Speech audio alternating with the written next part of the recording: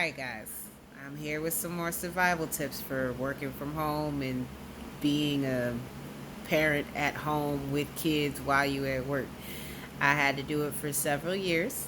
I yeah, it's not easy, but I do have some suggestions for you that will help make it a little easier as well. I'm very big on education. I'm not necessarily homeschooling, but I do make sure that I focus on their education while they're at home, as well as some other stuff as well too.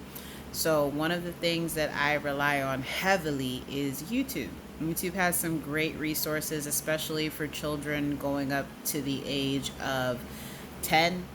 There's a lot of children's educational programs that are on there. I know sometimes it can be hard to find good quality ones, so I've already done a lot of the work when it comes to sifting out what's good from not.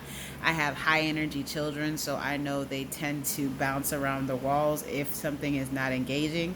And the channels that I listed here are some of the ones that I know are pretty engaging. First one, Scratch Garden. They have some really good videos on there for counting, skip counting, which is definitely good if you have third graders at home so that they can work on their multiplication skills. NumberRock is excellent because they do place value, angles. They do everything up to, I believe, the 6th grade. Have Fun Teaching is excellent as well. They have skip counting videos all the way through 12. They also have like science videos on there as well, verbal, sight words, all of those things. And they're really engaging. Some of them have like even a little hip hop techno beat going on as well, so the kids can dance around and have fun. Kids Learning Tube is by far the most amazing thing on this planet. They have everything from the periodic table to cell growth cycles to everything. They put everything to music so your kids can go ahead and sing. Like my children know all of the planets in the solar system plus dwarf planets and all that other stuff, and they be asking me for trivia on them things. The Singing Walrus is awesome as well. It gives you a lot of good fun activities that you can go ahead and dance and move and sing around to. Hoffman Academy is not necessarily a musically based channel, but Hoffman Academy is a free piano and music recital channel. So it's like he's giving free piano lessons, and he teaches the kids how to sight read, and he has different activities. If you want to sign up for his website, you can, but the majority of his stuff on the website is free, so you can get them engaged in that creatively. I can't remember the drawing channels that I have because I have a few where they teach the kids how to draw, but if you type in kids drawing, I believe there's a father-daughter team that is on YouTube, and they kind of teach kids how to draw different characters, so that's something that's good if your child is interested in artwork. Homeschool Pop is good. They're not really engaging as much, but they have a lot of good topics on there, so you can get an idea of what you need to research on YouTube, so you can get some better videos on those as well. Elf Learning is also good because they teach, it's basically designed to teach Japanese and Chinese kids, if I'm not mistaken. I could be wrong. Don't question me. Don't trust my judgment on that one, but that's usually how it's designed as far as the interface is concerned. So they're designed to teach them English, so it teaches English in a different way that most people would not necessarily have a regular grasp, rather if you use it as a native user. So you have those, and there's a few others. I have them all listed inside of the post just so you guys can have an idea. When it comes to dealing with them, make sure you also take them outside, have them go on a walk.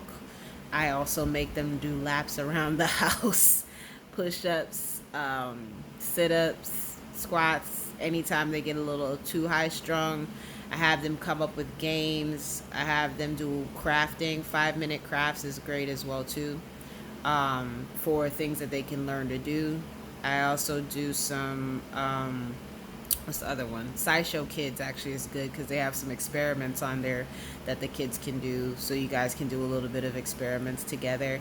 I think the biggest thing that you could do though in this time is to teach the kids how to use the computer as a resource, because I think something that we forget as millennial parents sometimes is that it's natural to us to use it as research. A lot of these kids don't know how to do it. They're aware of the computer and they're comfortable with the computer, but they may not necessarily know all of the little tips and tricks that they could use as far as researching. So coming up with scavenger hunts and things for them to research online and look up and learn, that's good as well. You could do word of the day trivia where you have them look it up and ask Google to define it for them.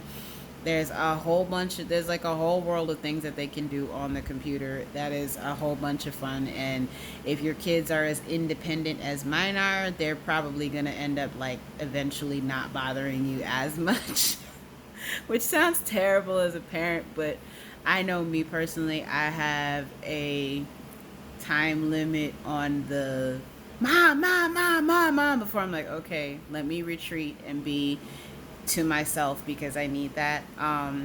So make sure you also have like set days where you do things like either game night, movie night, anything along those lines to kind of ease the pressure of them being at home, because a lot of them don't have that outlet anymore. They don't have their friends to talk to, and it can be a little bothersome as well. If you guys want to see if you can do like a Google Hangout or FaceTime or something with their friends so that they don't feel as isolated, because kids are very, very social creatures. So those are just some of the things that I do. I gotta work on them with their friends and stuff like that. That's gonna be my next frontier. So as soon as I have more information on how to do that, I will get it out to you.